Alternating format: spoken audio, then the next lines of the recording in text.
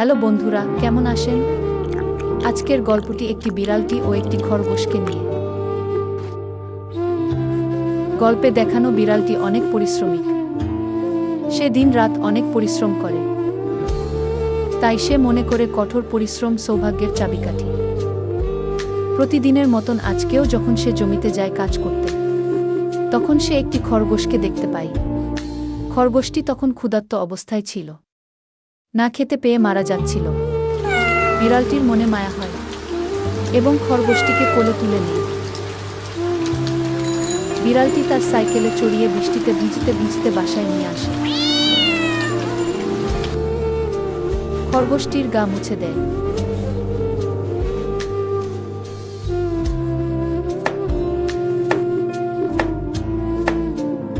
এরপর খরগোশটিকে খেতে দেবার জন্য গাজর কাটে, গাজর দিয়ে স্যুপ রান্না করে।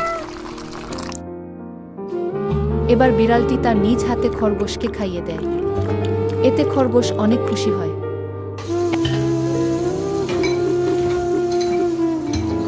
এখন তারা এইভাবেই একসাথে জীবন যাপন করতে থাকে।